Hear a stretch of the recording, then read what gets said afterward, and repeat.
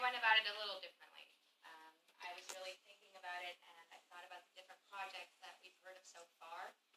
But one thing that I noticed is that we really need to focus on the motivation of students behind the projects. And that is why I was thinking that I first should explain the concept of a paradigm shift to you. Then I'll focus on my plan to introduce sustainable change in the university. So, in 1962, Thomas Kuhn introduced a book in which he described a paradigm shift. And it basically means that you're at the tip of the iceberg, you have no idea that there's this huge mass below it.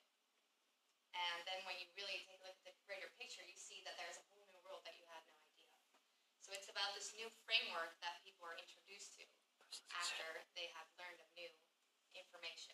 So you start thinking about things a whole different way, and you come up with new motivations and ideas.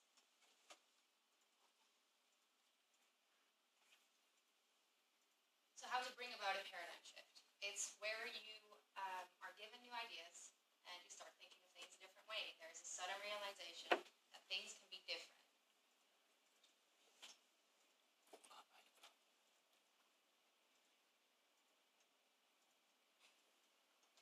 Well, we're at university right now. When we're looking at the concept of nurture at university, you are taught new ideas, new concepts. There are a lot of new people that you meet. They have different backgrounds, and there are new experiences that you're introduced to. And while you are introduced to all these new different frames of thoughts, you are given a new paradigm to work in. So at university, you form new opinions and ideas, and you also form this motivation that can help you work in the future on sustainable change. My plan is a simple implementation. We've already heard about paper reduction, garbage separation, and solar panels. As they are good ideas, I think it will be a lot easier to just place plants in buildings to incorporate nature in the university. We all know that solar panels are very expensive and plants will have a low cost. When we're looking at paper reduction and garbage separation, though they are not as costly as plants in buildings, or as solar panels, they are really focused on the motivation that students have to have. Students have to want to separate their garbage. They have to want to throw it in the right bags, and they shouldn't be blocked by any thoughts from that. And the same goes for the paper reduction. They have to want to print double-sided. So that's why I wanted to focus on the sustainable change that we can bring about. Did you know that nature promotes efficiency and increases health? There are these little facts about nature that we don't really know.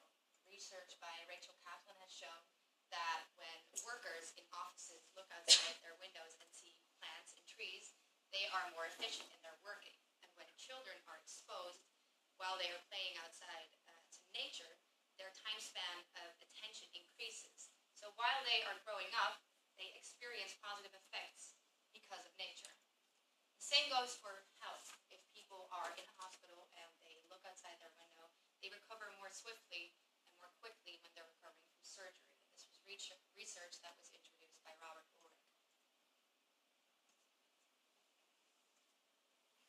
When we incorporate nature into everyday life, we will experience a motivation to want to save it.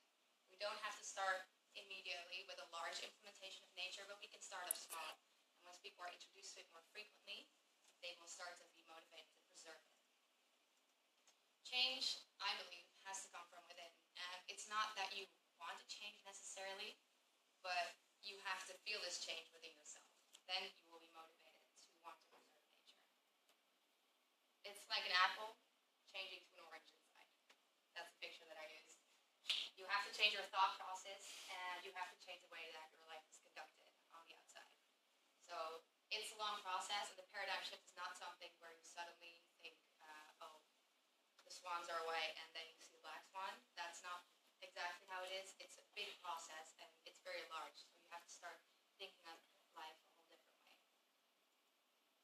The plan, to summarize, is we start with placing plants and flowers in buildings. We start implementing other green initiatives, because the paper reduction and the garbage separation, it's not a wrong idea.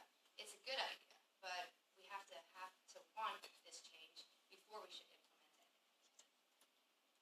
Students will want to change if are looking at the 2030 initiative, so by the end we will experience some form of motivation. And after this motivation has been experienced, we can start incorporating nature in a more, in a larger way. So I believe that the nurturing effect of university can be brought, can be used to incorporate nature in the building. It's a low threshold